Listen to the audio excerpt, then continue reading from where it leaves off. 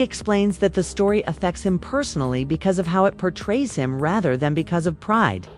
In her narrative, he turns into the irresponsible buddy who profited from her generosity before vanishing. In his account, he is the one who left because something didn't feel quite right. That discomfort becomes a fundamental thread.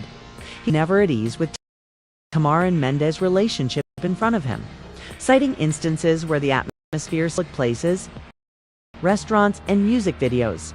It was tone, not jealousy or accusation, that caused viewers to halt. He doesn't sound possessive.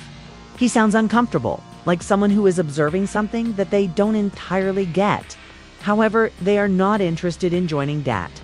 And this is when the focus of the internet starts to change. The revelations of the night take precedence over the night itself.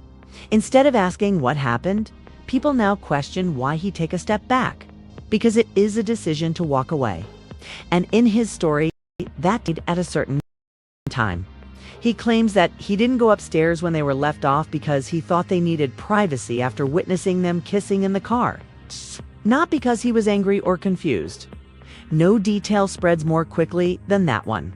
It explains his absence, not because it shows anything. It clarifies why he is not involved in the subsequent events. Additionally, many find that distinction appealing on the internet. At the same time, being present versus opting out, remaining versus leaving, and upstairs versus home. Interview in a different way as they loop back to it. Her words remain the same, but their significance shifts. Stairs. That woman's husband walked upstairs with her, so I didn't have to accompany her. You are entirely correct. A true buddy would have gone upstairs. I have no idea what actually happened to me. Instead of sounding confused, start sounding distant, not narrative or emotional distance. It's as though she's positioned just far enough from the story's focal point to avoid taking ownership of it. And that's where the theories begin. It's not what she says, but rather what she stays away from. Individuals observe that she doesn't identify anyone, doesn't explain who is present, and doesn't explain how certain individuals would find out about what happened later. Acknowledges the existence of other people. She just speaks softly enough for nothing to stick. Funky continues to name penalties. He discusses the blowback, the messages, the way blogs portrayed him, the way people asked him why he didn't go upstairs, and why he didn't defend her, and he uses a single recurring to that framing. He returned home. The contrast turns into an inevitable dot. On one side, a narrative composed of soft language and gaps in memory. Conversely, a narrative based on discomfort and sequencing. Furthermore, a winner is not declared by the internet. By the time this part of the story ends, it has created a map. The audience isn't convinced of what took place above. They have a completely different conviction that the locations where the story seems not where the truth, whatever it may be, resides. And everything that comes after this is heard differently as a result of that awareness. People delve more into the video. One thing, this goes beyond what transpired that evening. It concerns what transpired following the story's online publication. Because when Funky presents his history, the response goes beyond simple shock. It goes inward. Why some things were disclosed in public and why others were treated with such caution. Funky on his own discusses that change. He clarifies that disagreement wasn't what irritated him the most. It was the act of releasing a story without thinking about the people it would drag into the maelstrom. With everyone's consent, I will now be portrayed as the messy underscore. I'll be the messy underscore. He claims that things got out of hand as soon as Tamar went online and talked about waking up hurt. He makes reference to her previous statement that she woke up in a pool of blood and nearly died, emphasizing how that statement instantly caused fear and conjecture. At that point, the internet begins to divide into factions. Some viewers concentrate on how serious that description is. Others concentrate on the ensuing paradox.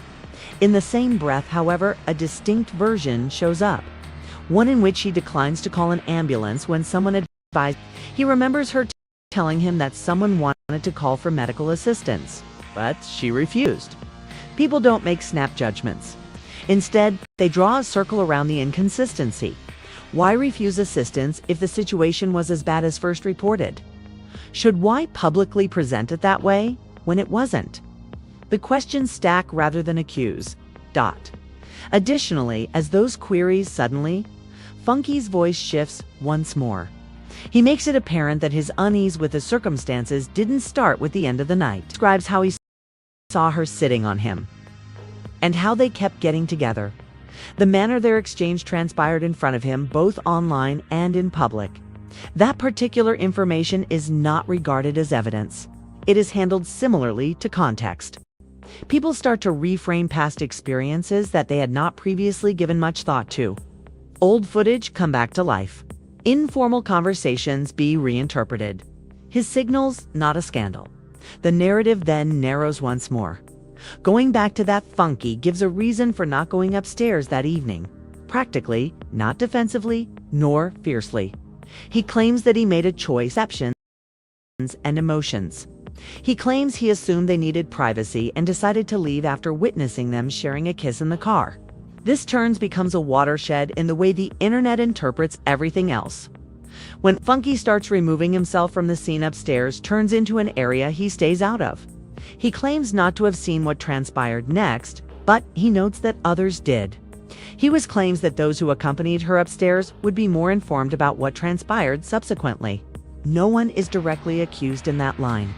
It diverts attention, but it doesn't explain what happened. Abruptly, Funky becomes completely unimportant. The unanswered louder if he wasn't present, and she claims she doesn't. The internet responds right away. Commentary, who ought to have stayed, and what a true friend. In response, Funky challenged that his absence is equivalent to guilt. The person who stayed behind was that a true friend did go upstairs. Of that moment, rather than the drama, gets so powerful on the internet. It in other scenes, viewers start to wonder why the blame first. Spunky recognizes the label he knows he's going to wear as this happens. He claims that he would be referred to as messy, be seen as someone who enjoys turmoil, and that he will be accused of waiting to tell her business. After that, he acknowledges it. He grants authorization for if telling his side requires people to perceive him as messy, then so be it. The tone is altered once again by that admission. It doesn't sound like someone trying to get attention. It sounds like someone would rather cause harm than remain silent. And viewers notice that change right away. The weariness in his voice doesn't fit the stereotype he is currently. A new perspective is being applied to Tamar's interview. Her serenity no longer seems new. It has a protective rather than a malevolent sense of strategy. It begins to sound like containment when she refuses to give specifics about who was above. People start implying that she is not perplexed. She is cautious not because she has nothing to say, but rather because speaking up could bring more harm than good. The notion that her quiet constitutes a limit rather than emptiness spreads. And that's when a new meaning is given to the words "won't hide anymore," because she hasn't revealed anything more to viewers thus far. Everyone else fills in the gaps left by her. She doesn't elaborate. They shrink. They constrict until a single interpretation feels feasible for a large number of viewers. By the time this part of the story ends, timelines are no longer enough to satisfy the internet. It seeks motivation. Why only make one version available to the public? When specifics may dispel doubt, why remain ambiguous? And why does it seem like everyone is responding to the repercussions rather than causes? Although such questions remain unanswered, they alter how the quiet is perceived and explain why the future seems inevitable. By now, online discourse has shifted from indignation to pattern recognition. Individual clips are no longer being watched by anyone. They are observing